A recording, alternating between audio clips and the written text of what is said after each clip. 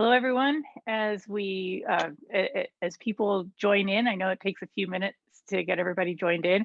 We'd love to hear from you. If you want to let us know in the chat where you're coming from, maybe your role in Catholic schools, particular interests, it would be great to hear from you. So I want to welcome you to our final webinar series on financial transparency. I'm Pia de Solenni, the President and Executive Director of the Global Institute of Church Management. We're closing our series this year with a discussion about financial transparency in Catholic schools. I think this is a really important conversation, particularly in light of the pandemic. The schools have been hit in a unique way or affected in a unique way. And I'm glad this is the last in our series because it's given the schools some time to kind of sort things out and kind of see where we're at. Of course, everything's a work in progress in the middle of a pandemic. And anyway, it'll be an exciting conversation. Today, we're joined by three panelists. We have Angela Musyoki. She's the headmistress of St. Angela's High School in Kitui, Kenya. We are joined by Alvaro de Vicente, who's the headmaster of the Heights School in Potomac, Maryland. And then Erin Barisano, superintendent of Catholic schools at the Roman Catholic Diocese of Orange in California. Just for full purposes of disclosure, Erin and I were colleagues when I used to work at the diocese, so I was really excited to be able to bring her into this conversation. Our format today is pretty simple. We'll have a conversation for about 45 minutes, and then we'll open it up to Q&A. So with that, I'd love to get started, and I want to ask our panelists, again, this has been a tough year because of COVID, and more than a year now. And if I could just ask each of you, kind of how has COVID affected your schools, and what have been some of the challenges that you faced? What have been some of the successes? Maybe Angelina, could we start with you? Thank you, Pia. As you had said, I'm Principal St. Angela's Girls in Kitui Diocese, Kenya. I've served in Catholic schools for the last 9 years as a headmistress or a principal. Since we opened after COVID or during this COVID era, we have been faced by some challenges, and most of them are financial challenges as a result of parents having lost their source of livelihood. And St. Angela's and most of the public schools drawing their resources from parents in form of fees were challenged because not all of them could meet their obligations. And this made for us very difficult even to prepare for the requirements of the students to come back to school. The other challenge was the fear of the unknown, because students were not sure whether they are likely to conduct COVID in school. And the same happened to teachers. So they needed a lot of psychosocial support so that they can settle and also be supported to be able to come into terms with what they experienced during the 9 months of break from school. Thank you. Thank you, Angelina. Alvaro, Washington, D.C. area, completely different part of the world. What was COVID like for you? How are you coming out of it? Thank you, Pia, and thank you to everyone who is logging in and listening. I would say from a school point of view, it's been challenging to run the school and at the same time manage all the protocols that we need to manage to provide a safe environment for the students. So that's been an added complication, obviously. Also, I think more importantly, it's been a source of tearing away from each other, right? The fact that we can't host events, that there's not as much camaraderie and collegiality and spending time together. There's kind of an isolating force that has taken place that we've noticed. Very specifically, any new parent this year has not been able to be at the school for any event. It's all been virtual. So we haven't been able to even interact with them. I don't know that any parent who came this year for the first time actually has legs. Maybe they just have a body and a head with no legs. I haven't seen them. So that's been a challenge. I think the other challenge has been financial. And I would describe that as being an added cost and an opportunity. So added cost to the school to be able to provide, again, a safe environment that requires things like renting tents for the whole year and providing a lot of resources that typically we wouldn't have to provide. There's the added, I think, challenge that Angelina referred to of some families struggling to pay tuition, right, because of their professional situation, because of the pandemic. But what we have seen has been a great opportunity for better fundraising, where we have been able to receive donations, even though we haven't hosted any fundraising events at the school. These are all personal donations from people. And every donation has come with a note saying, thank you. Thank you for being open. Thank you for being there for our children, for our sons. Thank you, Alvaro. Erin, how many schools, you manage lots of schools. Tell us about Yes. the number of schools and how the situation has affected you. Sure. Yes. We have 36 schools, 31 elementary schools and 5 high schools in the Diocese of Orange. And we serve over 16,000 students. And so, very much I echo what my colleagues mentioned at the school level. Those challenges, those financial challenges that some of our families faced in losing their jobs or being furloughed or hours being cut. We're a tuition-based model, and so preparing for that then from the diocesan level, how then can we support our families to continue in our schools?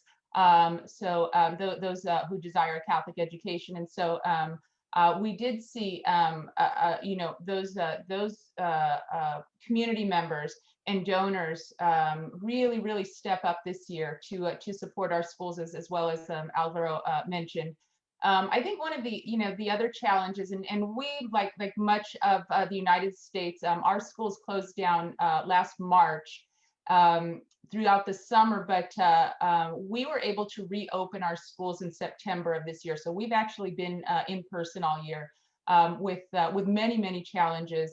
But I think one of the silver linings or the joys that I've experienced is the level of creativity that our schools have shown to adhere to all of the safety and the health protocols, not only for themselves, for the staff members, for their children, but also continue that in-person instruction. And that's just been miraculous to witness that. I'd say some of those financial challenges that we faced are those additional expenses, as Alvaro mentioned, the tents, the supplies, the PPE, all of those things that don't normally fall into your school operating budget, and really the unknown.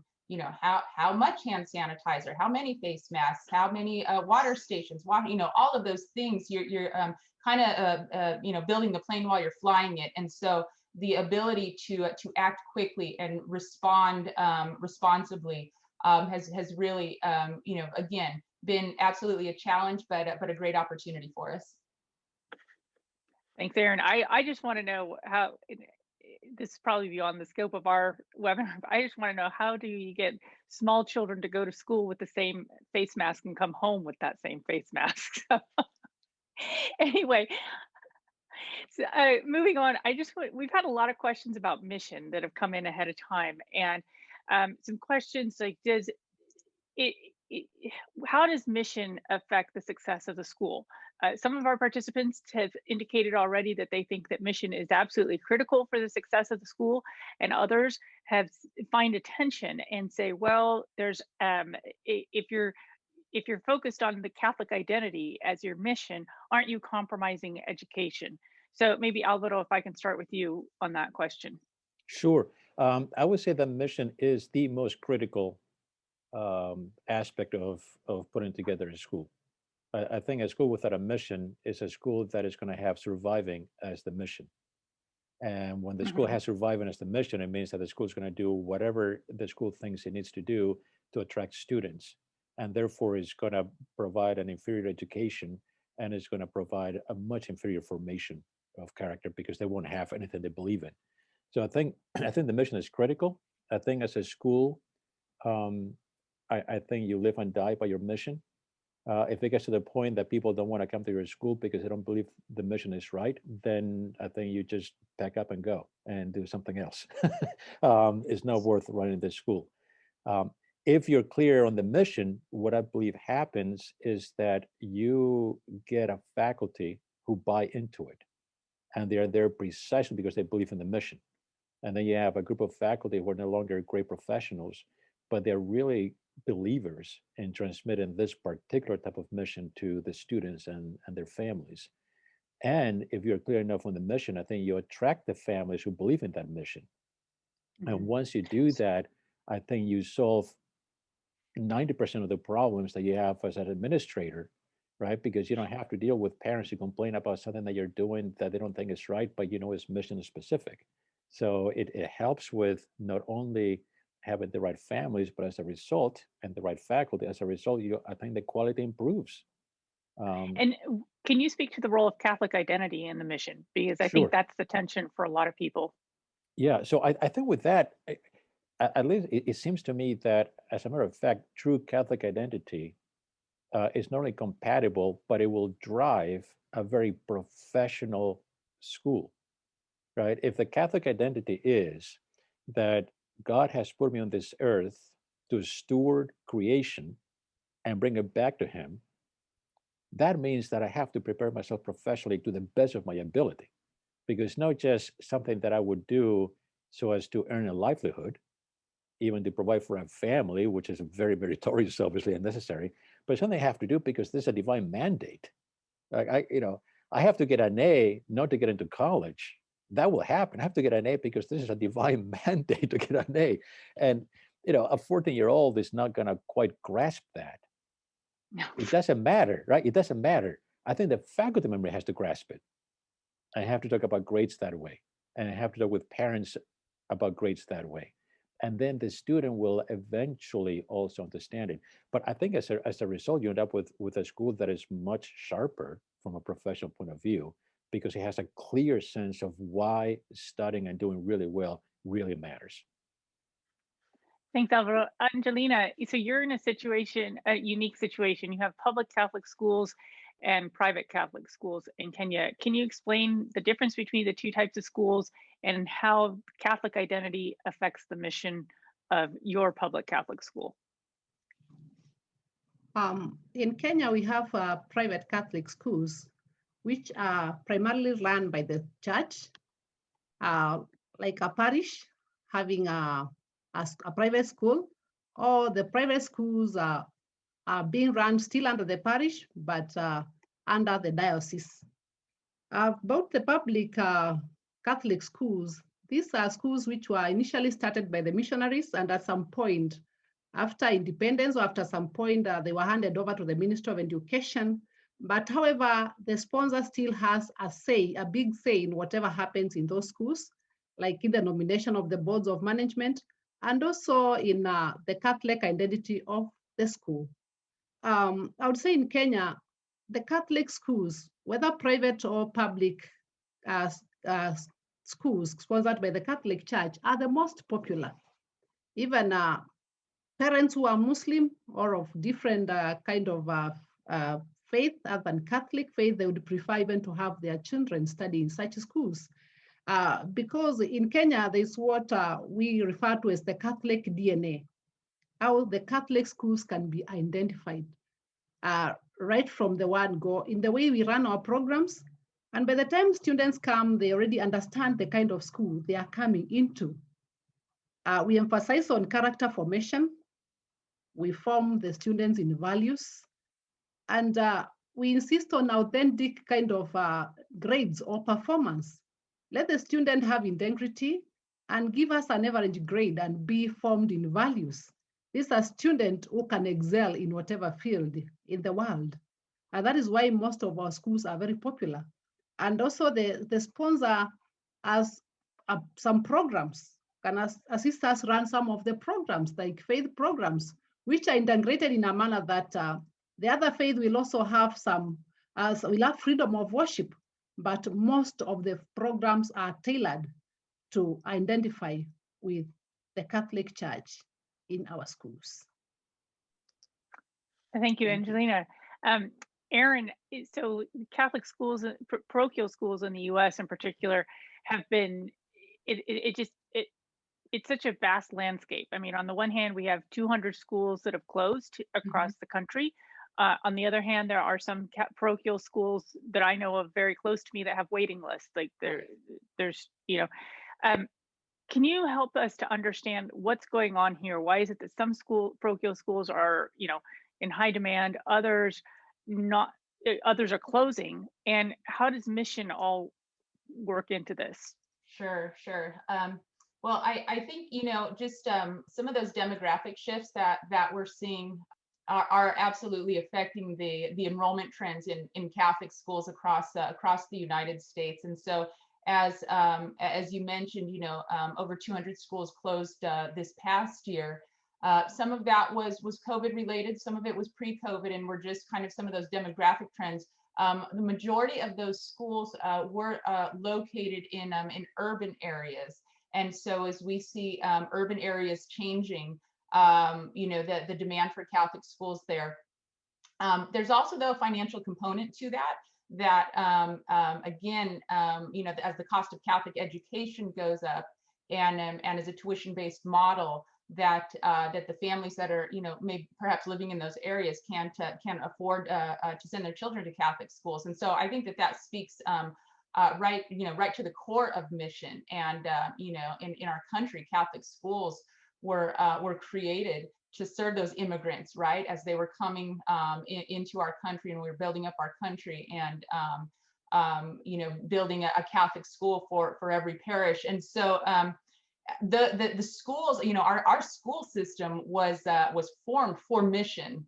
It was based on carrying forth that mission of the church to create missionary disciples. And so I think from a system perspective, that importance of mission, as we look at, even in our diocese in Orange, we see exactly what you just described, Pia, where some schools continue to struggle with enrollment, and other schools have waiting lists, and really trying to kind of figure out the narrative behind that.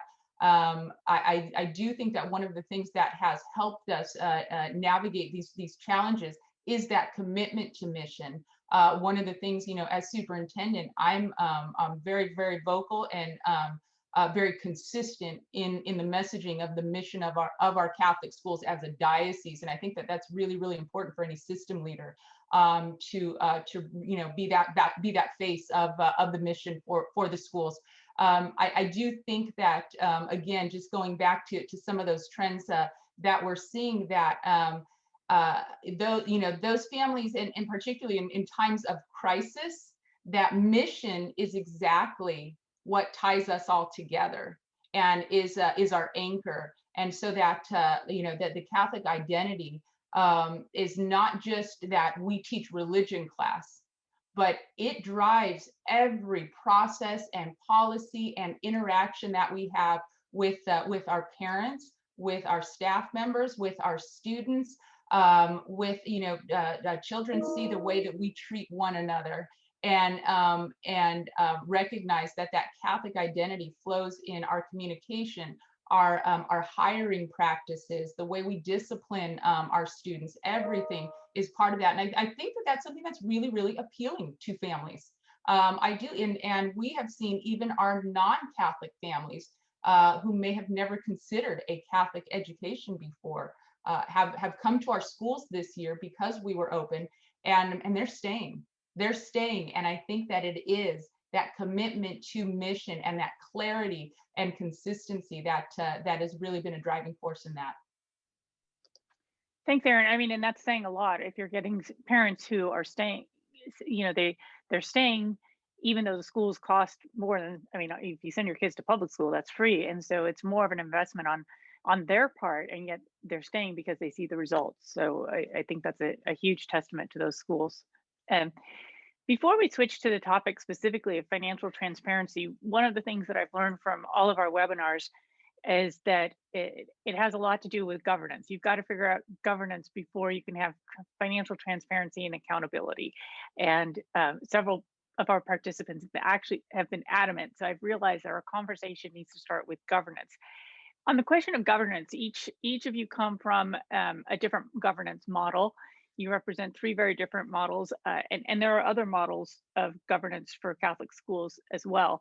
If I could ask each of you just to share what is the governance model and how you think that contributes to transparency and accountability, it would be really helpful. Angelina? I would say in most of the public Catholic schools, would use mostly the advisory bit of governance or model, whereby the board of management takes the advisory role, and the principal is the person who is supposed to make decisions which will be owned by the board of management, because as per the Kenyan kind of school governance, the principal or the head teacher is the secretary to the board of management. Therefore, she'll get advice from the board of management. She'll also make a decision.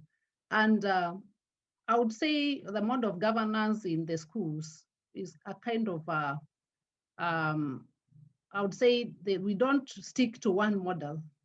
You'll also find where we have this kind of governance where the board of management is divided into subcommittees. A committee with a person well versed in matters finance of around 5 people, because a board of management is of 14 members. One to do with ethics, another one to do with the welfare of the students, another one to do procurement, to follow up procurement and audit issues in the school management. And then they are tasked by the board to work on the areas which concerns them, report back to the board, and the board will try to find out some of the issues which they can ratify in a meeting and own the decision made by the subcommittee of the board. And Angelina, how is your board made up? The board of management is usually nominated by the Minister of Education. So they run the schools on behalf of the Minister of Education. And they serve in a term of 3 years, renewable once, and then you can have a new board altogether. 6 members are supposed to be drawn, 3 from the parents, drawn from the parents who have children in the school. And out of the 6 members from the parents, 1 can be from the community and not necessarily a parent. This one will represent the interest of the community in the school. Then 3 members are supposed to be nominated by the church, where the parish priest is a member of the board of governance in the school, where in the area where the school is situated. And out of the 3 members in a Catholic sponsored school is supposed to be the chairperson of the board of management. Then 1 member of the board is supposed to be a teacher in the school, a student who is a member of the students' council, the chairperson of the students' council. That one represents the interests of the students. However, the student does not attend all the board meetings, can attend a meeting when there are issues concerning students' affairs being discussed. We also have 1 member from the county education board. That one now represents that arm of the Ministry of Education. And then we also have a member of special interest. That one could be either, because our school now was started by the Ursuline Sisters, we have a member of the Ursuline Sisters sitting in the board as a person with special interest in the school, because when they started the school, they had an objective in the community. And lastly, we also incorporate a person with special needs. A person is either physically challenged or visually challenged, so that can also represent the interests of such people in the school or in the community. And there's also what we call the 2/3 gender rule as per our constitution. You have to make sure if there are 3 men or 3 members, 1 is a lady, or if there are 3 members, there are 2 ladies and 1 man, so that both gender are well represented. That's how our boards of management are composed.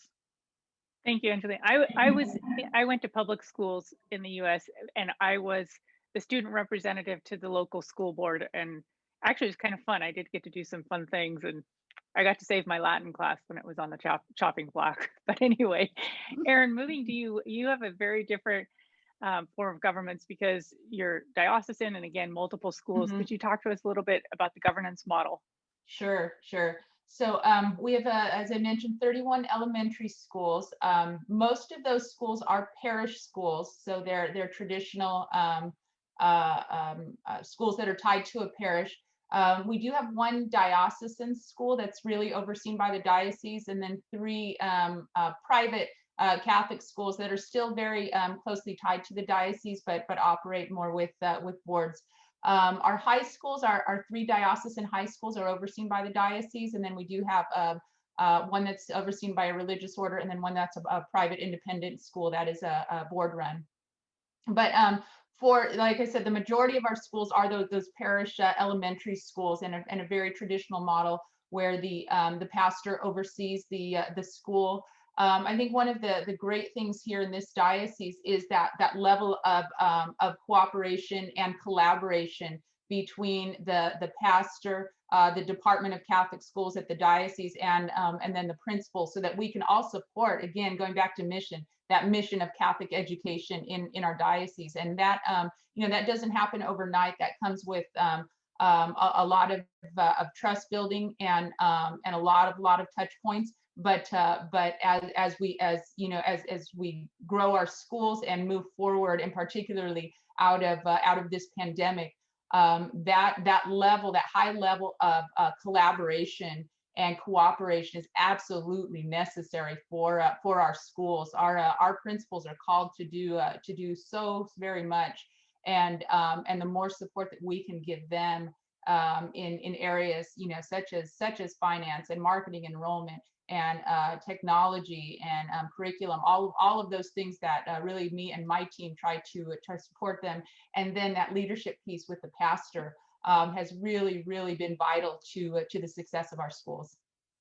And how do you bring in the community? Because I know in some parochial schools, there's been a trend towards governance by the parents or by the community. How do you bring in the community when you have more of a top-down governance model?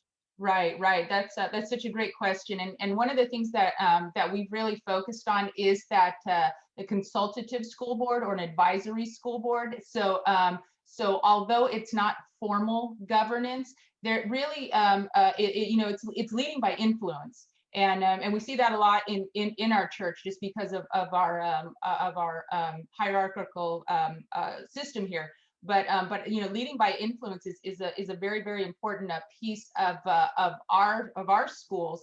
The community members, again, not only current parents, but former parents, community members, public school superintendents or teachers that make up these consultative school boards that do have an interest in our schools and in those local communities, are very important voices in our schools. Thank you, Erin. Alvaro, turning to you, as we talk about, as you discuss your model of governance, could you also help to kind of segue us to the question of how that governance model affects transparency and accountability, financial transparency and accountability? Great. So just very briefly, the governance model that we have at the Heights, I think, is fairly typical of most private schools here in the United States. It's a three-tier governance system where you have a board of trustees who are representing the original founders of the school, and their job is to ensure that the mission of the school stays what it is. So it's a very high level. They would only get involved insofar as they're the ones who appoint the directors of the board of directors. They get very involved in, I would say, high financial questions.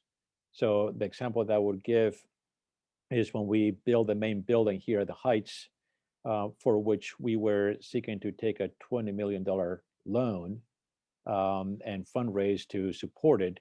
That was a consultation with them, because clearly the collateral was the whole property, and insofar as there's somewhat of a risk that we could lose the whole school, they're the ones who should give the green light. But anything lower than that, they wouldn't get involved. They wouldn't get involved in setting tuition levels or any such thing. The second tier is the board of directors, and they are, they are the ones who do 5-year projections, as well as set up the budget for each academic year, and set up the budget. Mostly the main levers in the budget, which is what will tuition be, and what's the compensation for the faculty going to look like, as well as what is the financial aid budget going to look like. Right. Once you set those levers, everything else in the budget is much more minimal. Right. It's smaller numbers. So those are the ones that they really struggle with and set up. And the third tier is the administration of the school. So it'll be the headmaster with his team, and the administration runs the school, implements the strategies put forth by the board, and also originates a lot of the strategies. Right? So the administration will feed the questions to the board. Right? We should be thinking about this. Let's discover that. So that's the system.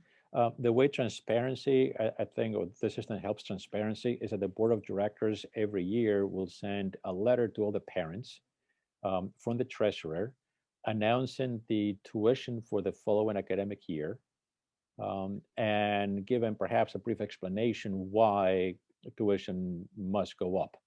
And I say why it must go up because in private schools world, tuition always goes up. You can't figure out a way to not have it go up or even to go down. So that, I would say, that is the first step that the board takes towards transparency, or there's that communication. And the second one is that the administration, together with the board, put out a document every year, which is an annual report, in which we put forth the expenditures at the school for the previous academic year, as well as the income, how much came from tuition, how much came from other sources. And in terms of the expenditures, is your typical pie chart of how much goes to different aspects of running the school, so that parents know how the finances of the school are working, both in terms of the overall financial health of the school, but perhaps more importantly for them, how is the money coming in being distributed for what expenditures. Thanks, Alvaro. Erin, how are parents involved in the financial decisions? Are they involved in a way that we would expect stakeholders to be involved? Similar, I would say that the way that parents are involved in those decisions, we do have a parent. Most schools have parent representation on their school finance council, which is a subset of the parish finance council. So all of our schools have this parish finance council, and going back to kind of some of those systems that both Alvaro and Angelina explained, that's really at the local site, that parish finance council that oversees that school budget and the reporting out quarterly, and ask those probing questions and things like that. At the diocesan level, then we have a diocesan finance council, and schools are absolutely, and school reports are absolutely a part of that on that larger scale. But going back to parents, what voice they have in the finances of the school. More of those, I would say, kind of lower level items, similar to what Alvaro was mentioning. Not so much those the higher level or big ticket items, even to the point of tuition or things like that. Those wouldn't be things that parents would have a say in per se, but a really similar process in terms of that transparency as to this is the communication of such things. So this is what our tuition will be for the coming year. This is why this increase. This is what this increase will go towards. So I think that it's really that communication piece that is key to allowing people to feel a part of the community, so that the information isn't really just that top down, but it's something that we can see benefits this community. Thanks, Erin. Angelina, would you add to that? how are parents involved in the financial decisions? Are they involved in a way that we would expect shareholders to be involved, or stakeholders to be involved? Thank you, Pia. Our parents being the biggest financiers of public schools, they have to be involved in financial matters concerning the school. First and foremost, they are given what we call a fee structure, which explains what amount goes to what amount goes to feeding, what amount goes to books, what amount goes to the payment of the support staff who are not paid by the government. And in case you would like to do a project in the school, because the government funds the projects up to some level, and if parents would want to fast track the development of the school in forms of infrastructure, they have to agree to chip in. So you call them in annual general meetings or class meetings, and you tell them these are the plans we have. Of course, after discussing it with the representatives in the board and also the representatives per class, and then after we have prioritized whatever project we are doing, we tell the parents this is the cost. Would like the parents to support financing this kind of project. And you give a proposal to them, what amount of money would you think you'll be able to put into this project? And then they'll deliberate and reach a consensus. If the project is not complete, you'll present to them, this is what I got from parents. This is what we used up to this level. We still have this area not yet done, and it's likely to cost us this much. So I'm appealing to you to continue supporting the program. So you have to keep on accounting to the parents from time to time. And when you are open with them and they are seeing their project is being done as per the expectations, there's the quality or value for their money, they'll be very happy to support.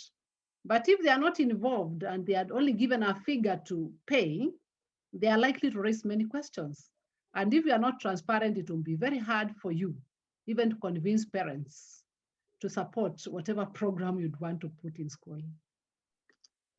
And Angelina, when we were prepping last week in our conversation, it sounded you must be very transparent, because it sounds like even the faculty participate in supporting the students both in their time at the school and after. Can you share a little bit with us about that? You were mentioning how some of them support students at university and so forth, and if there's if there's a shortage, you just send out a WhatsApp message. Yes, thank you. In our school, because being a public school, we get to admit students from poor backgrounds who are very bright, and they are not able to pay for their stay in the school. So we appeal to the alumni, the old girls of the school, to support them, even with basic needs. And they do contribution, and we report back to them, whatever you contributed, this is what is remaining. But we have made it an annual event. Every time we have parents meeting for an annual general meeting, or what we call education day, when you're supposed to explain to the parents what you have been doing over the year, the outcome after national examination, co-curricular activities, and so on and so forth. Now you sensitize the parents that they will need to support a needy student, not even 1, 2, you can support even up to around 5 or so. And they keep on contributing, and we give them a report that we were able to support around 5 students up to Form 4, and we still have around 2 in the university whom we are still supporting. Like now we are supporting 2. And if parents are not forthcoming to support those who are past secondary level, teachers and also the board of management come in. We contribute for their upkeep, because some of them stay in hostels, and also for their tuition fee, so that after secondary school, we also see them over their university education. And even the teacher who is supposed to solicit for the funds from the other teachers gives us a breakdown that the amount of money you contributed for so and so, we pay this for tuition, this is the receipt. I send her this amount of money for her upkeep, and I'm supposed to send her some money also for the hostels. And that is what we have been doing year in, year out, in case we get a student who is not likely to be supported by the parents through university education. Thank you. It's very impressive, Angelina. Thank you. Maybe turning towards shifting the conversation just a little bit. We've had some questions about funding. What advice can you give to schools in different parts of the world, particularly in the developing world, as to how they can raise funds? I mean, obviously it's very difficult. What I'm hearing from all of you is that when the mission is clear and when the needs are clearly presented to the parents and to the community, there's a response. But obviously there are areas where that's still not enough. Can you give, Alvaro, are there some suggestions that you might have for people that are really struggling to fund a school, particularly in the developing world? Yeah, that's an interesting question, because I think in the United States, it's easier to do fundraising, if nothing else, because I think there is a culture of giving money to nonprofits in the United States, and the tax code kind of helps with that. So in some ways, most parents, when they come to a school in the United States, they expect that somebody's going to ask them for money at some point. It's almost an expectation, and it's almost the expectation that the tuition is not going to cover all the cost, that there's going to be additional asks. So I think we have it easier. I can mention a couple of things that really helped us, and maybe they are transferable, maybe they're not. One is that at one point we decided to engage a professional fundraising company as a consultant. And we first did that in 2004, when we were envisioning a significant campaign to build a main building that we needed. And it was a little bit scary at the time, because you are committing to pay somebody, hoping and then understanding that that's going to repay you in abundance, right? But you do have to take that leap of faith first, and it was absolutely the right thing to do. We realized that asking people for money is a very personal thing, but there's also a science behind it of how you approach it. So that's something that since we did that, we've kept going to consultants and always find it very helpful. And then the second, I think, very crucial aspect for us is identifying what parents really care about and donors really care about. And not everyone cares about the same things, right? Some people may care about having a nicer classroom, others may not care about that.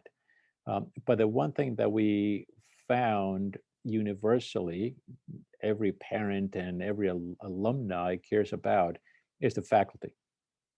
So, insofar as asking for money is to be able to have the kind of faculty who teaches the parents' children and taught the alumni when they were at the school, people are generous with that, and they want to support it because they see it as a great investment, right? I'm supporting the person who is going to then exponentially help all the students and so forth.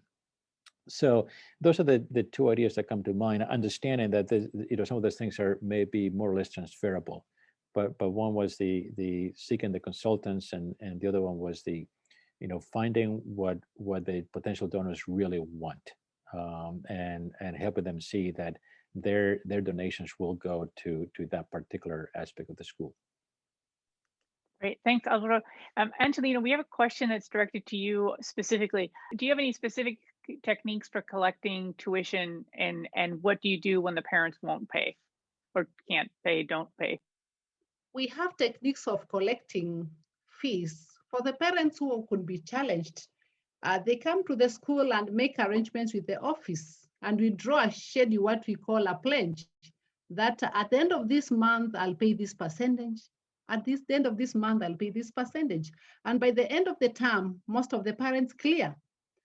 Those who are poor and could be, maybe they are subsistence farmers, we allow them even to pay fees in kind. We tell them, we use maize in school, bring us a few bags of maize, we cost them, we do a receipt, it's used as fees.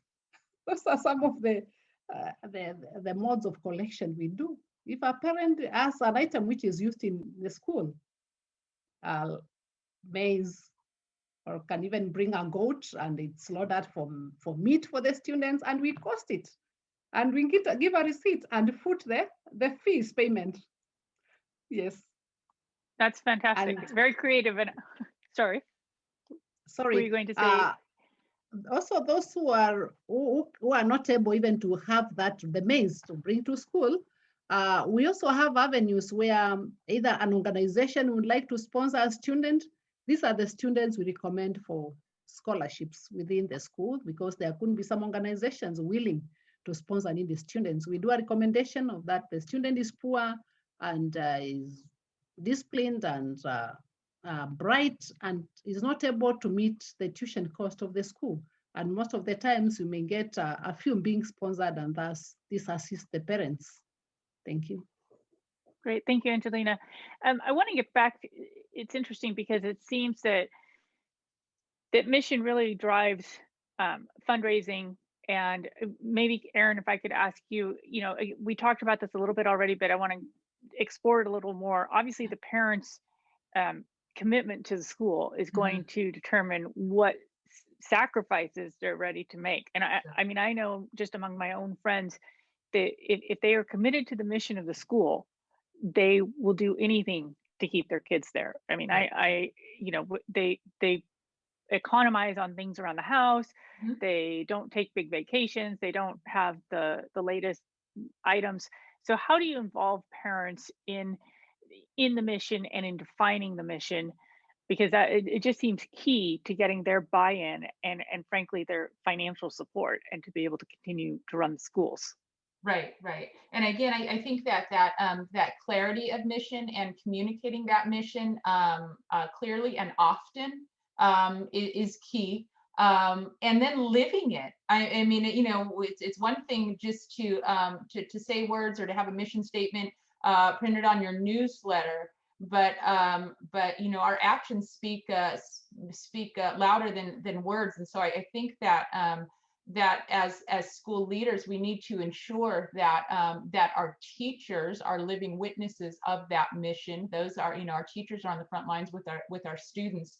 I think that also in really explaining to parents in those opportunities that you have, how different decisions are aligned with mission, because people don't always see that. And so it's okay to explicitly do those alignments for them. And so, this is why we put this policy in place, because it furthers our mission in this way, or it reflects our Catholic identity in this way. And I think that the more again, that clarity and being explicit, and that alignment, that's incumbent upon us. I have found that my way of thinking isn't always not everybody's thinking about that mission first.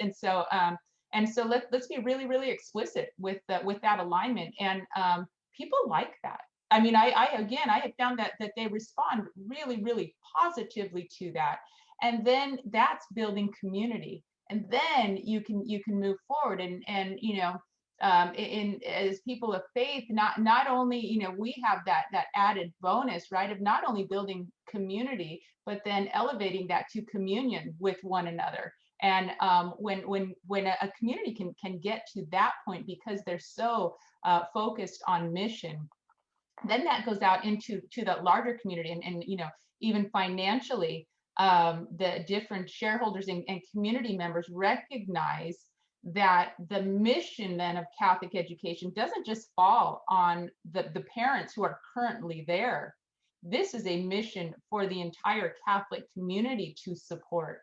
And I think, going back to just that financial piece of supporting Catholic schools, that's something that we've seen great success in our diocese, is being so mission focused and recognizing that it's not just for those current parents and their children. This is a mission of our greater church, and therefore we all have a responsibility to ensure that this mission continues to move forward and to grow.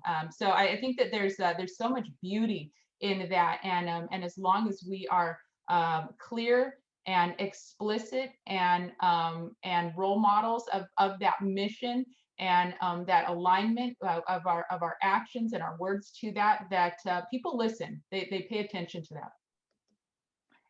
And Erin, I just want to do a follow-up question, and it's not meant as a gotcha, but just because we're talking about transparency and accountability, there was a notorious case in Southern California not too long ago where the religious sisters that were running a school were embezzling funds and going to Las Vegas to gamble. Yeah. Just very quickly, if you could address how financial transparency and accountability could have prevented that situation. Sure. I am not intimately familiar with it, but I know exactly what you're talking about. But I think it's a perfect example of how something like that could have been avoided.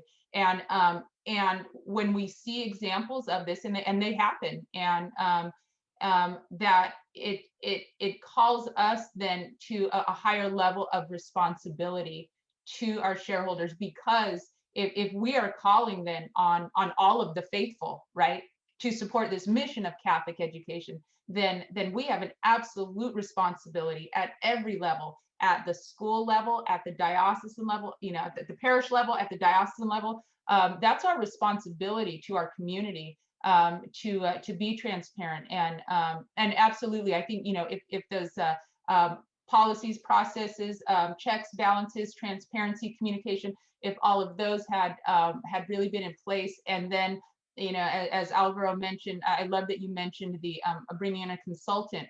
There are people out there who do this better than we do, and we need to remember that that it's okay to ask for help. And so whether that be consultants or accounting firms or things like that, I think that that's a really, really important piece of kind of the business of running our schools, is that that we need to look for outside help, and that also lends transparency to what we do.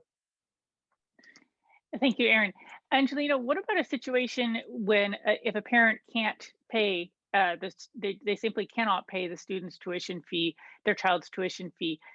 Do you, at that point, do you advise them to go to a school that's completely free, completely public, or what do you do in those difficult situations? In Kenya, a big percentage, I would say all tuition fee in Kenya is paid by the government. And what parents pay for in Kenya is the upkeep of the student in the school, like their food, their accommodation, and also the people who take care of them, especially the non-teaching staff who cook for them and also have other duties other than teaching. At times, it's quite hard for you to push away a child because he or she has not been able to pay for upkeep in school in forms of, we call it boarding fees. And that is why some of those parents are advised even to source for government bursaries. There's assistance which comes from the county government, from the constituencies, areas of representation in the parliament. And if this help is not forthcoming, this is when now we resort to fundraising for them within the school. However, we may not fundraise for each and every student. Not unless a parent feels that the burden is too much for them and they would request to either get to a day school. Day schooling in Kenya is almost free of charge because the government puts the cost for tuition fee. And if a parent can make such a request, then would allow the parent to do so. However, because in Kenya, there's the policy of retaining a child in school and also making the child access education, it is very hard for you to push a child out of school because there's the aspect of retain this child up to Form 4, because up to the 4 years of education in secondary school is what we refer to as basic education, which is compulsory in Kenya. Therefore, you are obliged to retain them because they have the right to access education. Thank you, Angelina. Alvaro, if I can turn to you for our last question, I'm actually going to combine two questions. So what aspects do you communicate to donors and parents to either improve or to achieve financial transparency? And at the same time, if the Catholic schools are financially autonomous, are we running the risk of making education a for-profit business? And Thank I know you. you would love, I bet that's probably not a problem that you're Yeah, facing. yeah. I just smile and say, did someone say profit? Like that sounds really good to me. Sounds like a good So- problem to have. That's right. I'd let you know in my next life when I experience that. Now, I would say in terms of the first question, what to communicate. Um, I would say communicate enough that the parents understand how the money is being spent at the school and where the money is coming from, but not so much that a parent will argue with very specific programs. So that means communicating how much of the money goes to faculty compensation. It doesn't mean that you communicate with the parents how much each faculty member gets paid, right? That would get very complicated. You communicate how much goes into student programs, but you don't communicate whether the robotics team is getting more money than the cross-country team, because that can lead to problems among the parents of questioning why you're doing certain things. You communicate how much goes into facilities, right, which is another big cost. But you don't communicate whether it is the new AC or the new roof that costs as much, unless you're trying to raise funds for that specific project. You communicate how much of the budget is going to financial aid, right? In our case, 20% of the tuition that we collect goes back out as financial aid. So over half the students at the school are on financial aid. So the other parents know that. They don't know who's getting financial aid, obviously, right? What students. So I would say communicate as much as you can so they understand where the money is being allocated. Is it compensation for the faculty and the staff? Is it student programs? Is it administrative? Is it facilities? Is it financial aid? Those are the main buckets. But not so much that they're going to begin to wonder and argue whether it should be this student or that student or this program, that program. The reason for that is not that I wouldn't trust their opinion, but to formulate an educated opinion on those matters takes a lot of time and a lot of context. And you just don't have the ability to provide the time and the context to every single parent. So that's in terms of the transparency. As to Catholic schools being autonomous, I would say that absolutely 100% I want to be autonomous. Because if I'm not autonomous, I'm dependent on somebody. And if I'm dependent on somebody, that somebody gets to say how I teach. And I don't want that. I don't want to depend on the government. I don't want to depend on an outside organization. I don't want to have anybody tell me that I can't teach a certain class to my students, or I can't form them in a particular way, or that I have to teach a particular book that I don't think should be taught to them. So I think being autonomous is a goal and a need that Catholic schools have. And you can't be autonomous if you're not financially autonomous. Now, of course, we don't have the funds to be tuition independent, so we're very tuition dependent. But that means that we're dependent on the parents whose sons are here at the school, who presumably want the school to do precisely what the school is doing. So that's a dependency that is mission driven, as opposed to a dependency on an external body that could be in tension with the mission of the school.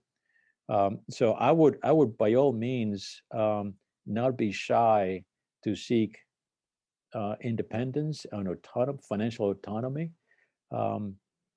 Haven't quite gotten there yet, but it's very much a goal, and I think really a need for Catholic schools to be able to teach what they do, regardless of who is providing or making the culture in that country, government or other institutions. Great, thank you, Alvaro. I'd like to thank all of our panelists today for your expertise. I know that you're very busy and you are on the front lines all the time, not just the pandemic. And so I tried my hand at teaching in high school, so I know a little bit of what that's like, and I didn't even have to run the school, so much less a series of schools like Erin runs. But anyway, I want to thank you again for your time, your expertise. It's incredibly helpful. I also want to mention that to our audience that our next series, so this is the end of this year's series on financial transparency in the church. We're going to start a new series in September, so on managing the assets of the Catholic Church. So we'll probably be starting on Thursday, September 9th. We'll confirm that. In the meantime, I've had a lot of fun working and having the conversations about this upcoming web series. So I'd love to hear from you all. Do you have ideas or questions about I mean, it's a very broad topic, you know, the assets of the Catholic Church. Are we talking about real estate? Are we talking about investments? Or are we talking about land, farm, livestock? What are we talking about? Are we talking about HR, personnel? I mean, there are just so many different aspects. So as we continue to prepare this series, if you have specific questions, thoughts, and even experts that you'd like to recommend, we'd love to hear from you, because we want to make this webinar as successful as possible. And also we're very aware that the context is going to change depending where people are at in the world, and assets change depending on local situations. You can sign up ahead of time at gicm.org on our events page, and we'll keep you updated on as we develop the series. But again, feel free to come to the GICM website. It's gicm.org, and email us with your questions, ideas, suggestions. We'd love to hear from you. Thank you to all of you for participating, and we look forward to hearing from you, and we'll definitely see you in September, if not sooner. Thanks, and God bless.